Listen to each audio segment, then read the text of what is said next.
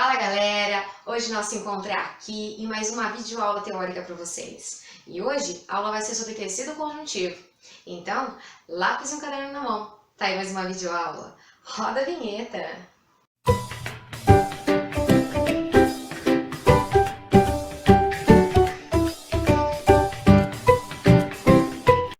Voltando aqui para o nosso estudo de gravação, vamos iniciá-la na palavra tecido conjuntivo. O que seria tecido conjuntivo? Na verdade, é um conjunto de tecidos que tem uma característica em comum, que seria a abundância em matriz extracelular. Então vamos começar lá. Primeira coisa que vocês têm que saber: tecido conjuntivo. O tecido conjuntivo, como qualquer outro tecido, ele é formado por células mais matriz extracelular. Tá aí é que vai estar a diferença entre os demais tecidos. O tecido conjuntivo ele é abundante em matriz extracelular. Tem muita matriz extracelular. Só que essa matriz ela vai ser constituída aí por substância fundamental e por fibras proteicas. A substância fundamental ela é constituída por água, carboidratos e proteínas. Um desses carboidratos é o ácido hialurônico, aquele que muitas pessoas utilizam para fazer preenchimento. Por exemplo, aquele suco nasogeniano, que é bem saliente em alguns indivíduos, tem a opção aí de ser preenchido com ácido hialurônico. O ácido hialurônico é uma substância aí que tem a capacidade de atrair muitas moléculas de água. E aí, então, ao ser aplicado, ele vai estar enchendo aquele local, dá um preenchimento maior. Então, a matriz extracelular de um tecido conjuntivo é constituída por substância fundamental, sendo essa apresentada por água, mais outras substâncias como os compostos orgânicos, que seriam carboidratos e proteínas. E esses carboidratos e proteínas podem se associar na forma de glicoproteínas ou proteoglicanos. Já no caso das fibras proteicas, que constituem também a matriz extracelular, essas são formadas aí pelas fibras colágenas, elásticas e reticulares. O que nós vamos ver agora é como apresenta essas células, como elas estão distribuídas lá no tecido conjuntivo.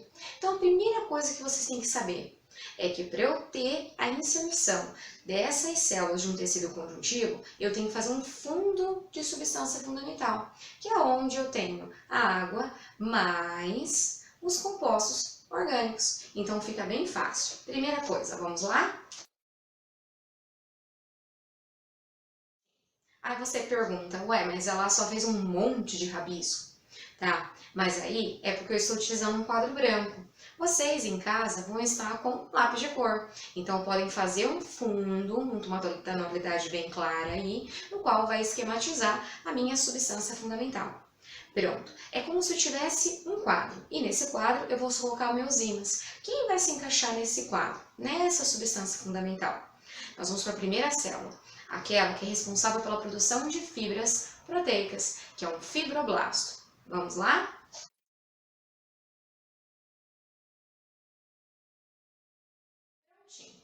Aí eu inseri a primeira célula, que é um fibroblasto.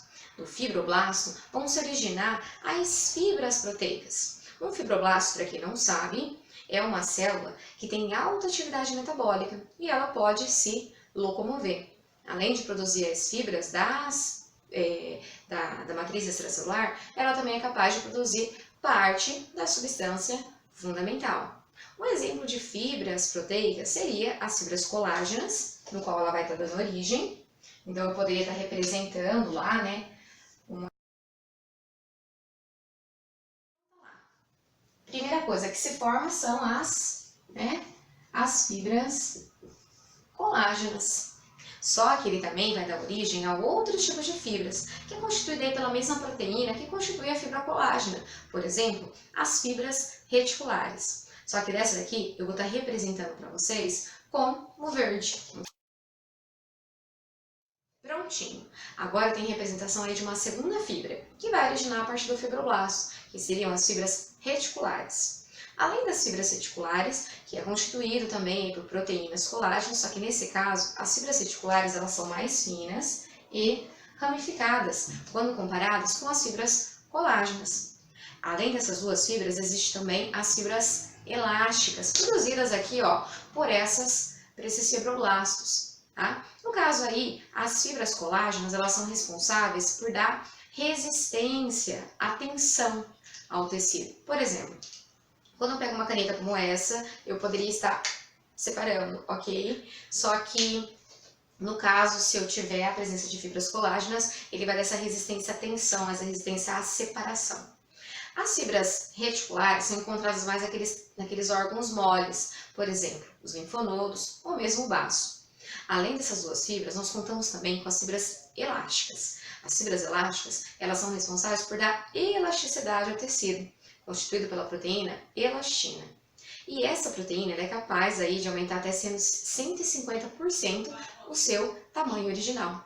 Pois bem, nós tivemos aí 3 fibras que foram formadas. Vamos agora para uma outra tipo de célula, aquela que é capaz de eliminar restos celulares, bem como eliminar micro-organismos. Essa célula é chamada de macrófago. Fago vem de fagocitose, macro vem de grande. Então eu estarei representando como essa célula, dessa forma. Então aqui eu vou encontrar a minha segunda célula, né? Eu dou o nome aí de macrófago.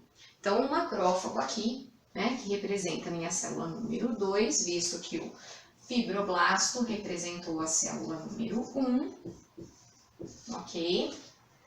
O macrófago, ele é responsável por estar fagocitando, né? É um ato de fazer uma endocitose, eliminando, né, englobando as partículas, os restos celulares, bem como micro-organismos. Um outro tipo de célula que nós podemos encontrar aqui nesse tecido conjuntivo são os chamados de células adiposas ou adipócitos, né? Como que seria uma célula como essa? Então, ele seria uma célula completamente preenchida aí por gordura neutra, também conhecido como triacilglicerol. Então, esse adipócito ele é responsável pelo armazenamento de triacilglicerol, o armazenamento de energia na forma de triacilglicerol ou gordura neutra. Então, nós entramos agora no terceiro tipo de célula, que é o adipócito. Então, tá lá, adipócitos, terceira célula. Além dessas 3 células apresentadas aqui, existe um quarto tipo de célula, que seria os mastócitos. Embora pareça um pouco como macrófagos, não é macrófago não. São os mastócitos, que participam de reações inflamatórias. Visto que os mastócitos, eles produzem uma substância chamada histamina. A histamina, ele é responsável por promover uma vasodilatação, uma dilatação nos vasos sanguíneos, aumentando um fluxo sanguíneo naquele local, né, onde gerou um processo inflamatório. E aí, nesse caso, células de defesa vão adentrar nesse tecido. Então, os mastócitos participam de reações inflamatórias, visto que uma das substâncias que ele produz é a histamina. Então, vamos desenhar aí, no caso,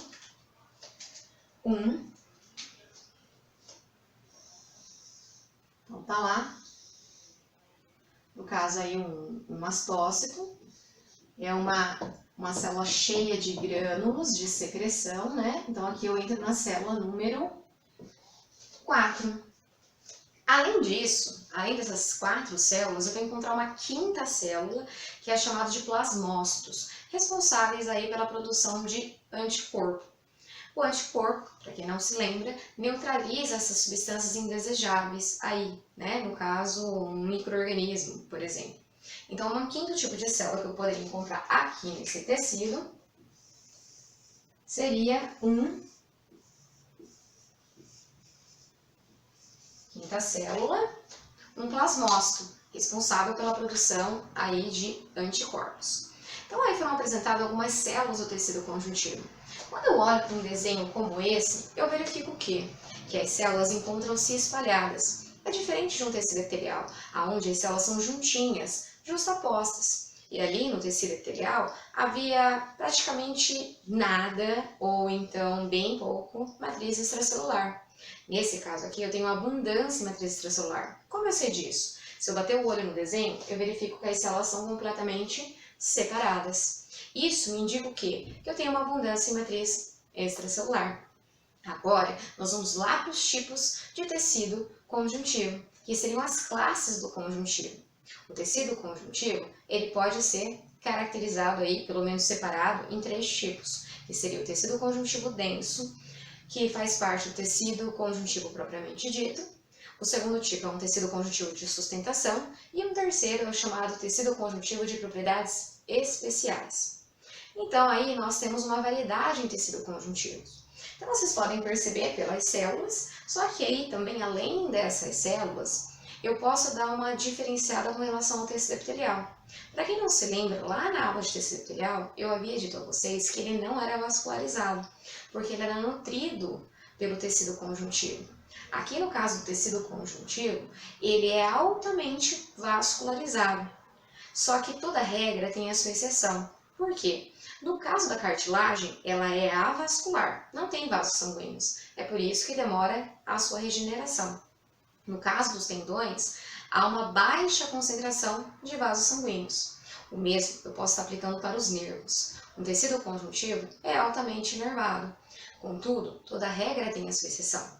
Nós temos o caso, por exemplo, das cartilagens, que não são inervadas, embora ela tenha aquele envoltório que é chamado de pericôndrio, mas ela em si não é vascularizada e nem inervada. Uma outra estrutura que seria bem pouco inervada seriam os tendões, ok? Então nós vamos entrar agora nas classes de tecido conjuntivo. Nós temos 3 tipos, que é o tecido conjuntivo propriamente dito, que vocês podem fazer uma associação com tudo que foi dito até agora. O tecido conjuntivo de propriedades especiais, né? Alguns aplicam esse nome de propriedades especiais. Por quê? Porque ele é um tecido aonde ele vai ser encontrado, né? Ali próximo, já quando já tem um período fetal e vai estar se estendendo aí por toda a vida do indivíduo, ou pelo menos alguns deles vai estar se estendendo por toda a vida do indivíduo. Mas enfim, e aí também existe o tecido conjuntivo de sustentação, que no caso é representado pelo tecido ósseo e também pelo tecido cartilaginoso. Vamos acompanhar a maioria desses tecidos agora. Começaremos lá pelo tecido conjuntivo propriamente dito. Por que propriamente dito? Associe assim, foi tudo que foi dito até agora. O propriamente dito, ele pode ser do tipo tecido conjuntivo frouxo. Por que frouxo? Porque ele não tem uma forma definida. Ele está mais para preencher espaços. Por exemplo, localizado entre as fibras musculares, sustentando um tecido epitelial para constituir uma lâmina própria, por exemplo, em torno dos vasos sanguíneos. Esse tecido, ele resiste pouco à tensão, tá? E ao estiramento. Então, ele não é um tecido de muita resistência, não. Não tem uma forma definida. Já o tecido conjuntivo denso, por que denso? Tem que pensar que o denso, ele é um tecido pesado.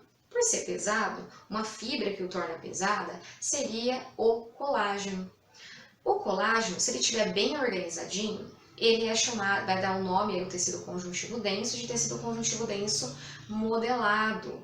Por quê? As fibras colágenas vão estar alinhadas umas sobre as outras. E aí, né, a direção da tensão criada por esse tecido vai estar ali bem direcionada ao seu local desejado. Por exemplo, no caso dos tendões que constituem os músculos, vão ser aí do tipo tecido conjuntivo denso modelado.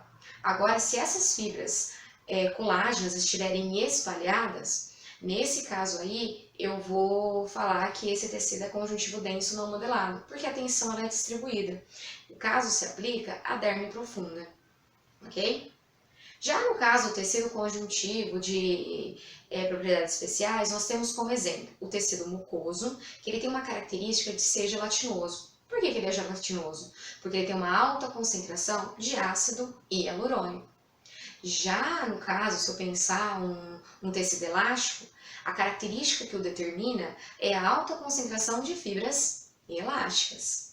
No caso de um tecido reticular, ele tem uma alta predominância de fibras reticulares, é encontrado lá nos órgãos como, por exemplo, linfonodos e baço. Já no caso, se eu pensar num tecido adiposo, o tecido adiposo, vocês vão ter uma videoaula exclusiva de tecido adiposo, é onde tem abundância em adipócitos. Vocês estão vendo? Os tecidos conjuntivos, ele representa um conjunto de tecidos que tem uma matriz extracelular abundante. Contudo, eles vão estar se diferindo ou na qualidade da sua substância fundamental, como é o caso do tecido mucoso, que tem alta concentração de ácido hialurônico, ou mesmo na qualidade de suas células. Qual é a célula que vai estar predominando? Um outro tipo de tecido que eu vou encontrar aí é o tecido de sustentação, que dá sustentação ao corpo. Por exemplo, tecido ósseo e o tecido cartilaginoso. Vamos ver aí como está organizado um tecido conjuntivo denso?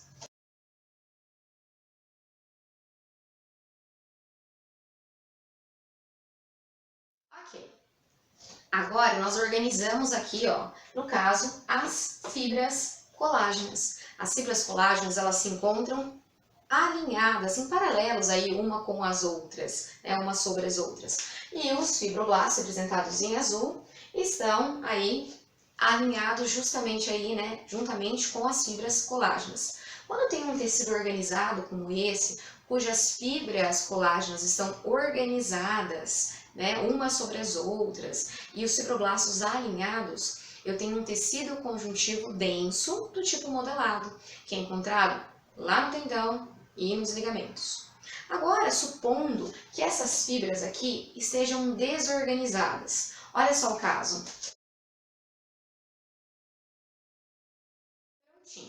Aqui eu vou ter a representação de um tecido conjuntivo denso não modelado. Por quê? Porque as fibras colágenas encontram-se distribuídas de uma forma aleatória, não em paralelo umas sobre as outras. Né? Então, como não está respeitando aquela ordem como tecido conjuntivo denso modelado, eu chamo de tecido conjuntivo denso não modelado, aonde a tensão é distribuída para todas as regiões. Esse exemplo aqui, ó, é encontrado na derme profunda. Então, a videoaula de tecido conjuntivo de uma forma geral encerra aqui. Se vocês gostaram da videoaula, não esqueçam, se inscrevam no nosso canal, dê um like nessa videoaula também e não esqueçam de ativar o sininho para acompanhar as próximas videoaulas. Até lá!